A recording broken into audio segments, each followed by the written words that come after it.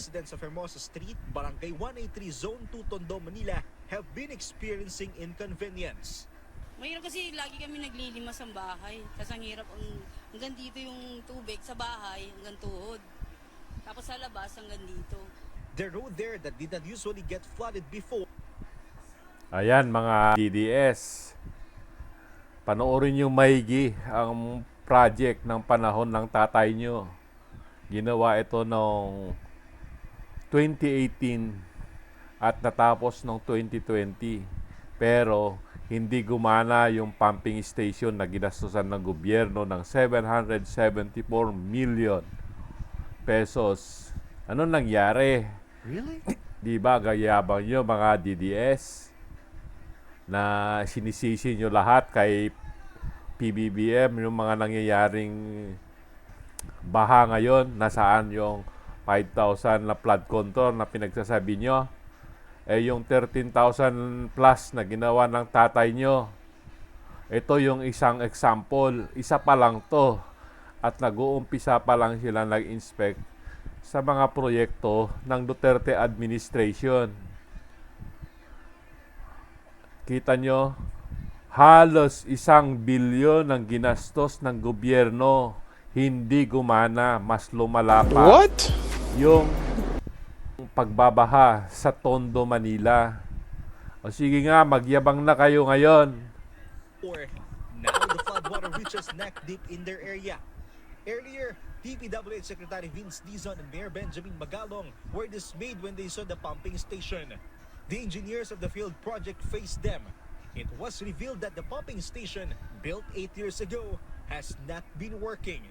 The funds for this project reached more than 700 million pesos, which started in 2018, but it was immediately damaged. Imbes na makatulong ito, nakasama pa. Kasi nung wala ito, mababa lang. Ayan. Kita nyo? Imbes na nakatulong, nakasama pa. Tapos, ang dami-dami yung sinasabi kay President Marcos na ipinasinisisi nyo lahat ng nangyayaring baha. Pinagyayabang nyo na strong leader yung tatay nyo. Saan ba strong? Sa pagnanakaw? Oh no! Tingnan nyo maigi. Ano nangyari? Halos 1 bilyon, hindi gumana. Ang pinagawa ng tatay nyo. Ano, Senator Villar, ano nangyari dito? Dapat ikaw sisihin dito dahil panahon mo to. Panahon nyo ng tatay mong digong na pinagyayabang nyo. Dapat malagot ka rin dito. Sagutin mo kung bakit anong nangyari dito. Ginastusan sa taxes ng mga tao. Tapos isinisisi nyo ngayon lahat sa kalukuyan gobyerno, samantala siya ang nag-umpisa ito para maimbestigahan lahat ng mga flood control. Tapos isinisisi nyo na lahat kay President Marcos. Nakasali naman pala kayo dito sa problema. Buti nga si President Marcos Really? Siya ang naging whistleblower sa mga flood control project. At ngayon nalalaman ng mga tao kung gaano kakurap ang DPWH. Ang tubig dito. Nung ginagaining ito, at obviously, matapos to, since mapondohan nung 2017, 2018, gumrabi yung baha dito. No! Because it was not functioning. In 2024, its fare was again funded with almost 100 million pesos. Tinanong ko nga, meron na bang DPWH secretary na nagpunta dito? Meron daw, si Secretary Bunuan daw. Pero ang Ayan, si Secretary Bonwan din, may pagkakamali rin dito Nagpabaya. Kaya, tama lang na tinanggal siya, kahit kababayan ko siya. Akala ko, ginagawa niya yung tama yung kanyang trabaho. Yun pala. napabayaan din ng mga ganito. Hindi man lang natin titignan kung tama lahat ang pinaggagawa nila. Kaya pinagdududahan siya tuloy kung meron siyang bang kinalaman doon sa mga corruption ngayon. Pero siyempre, maaring wala siyang kinalaman sa corruption, pero responsibility na bilang Secretary ng Department of Public Works and Highways. Bakit hindi niya nakita lahat ito? Naging solusyon nga ni Secretary Bunuan daw is gumastos na naman ng 100 milyon. And the project is being done by a contractor named Lebron Construction Company.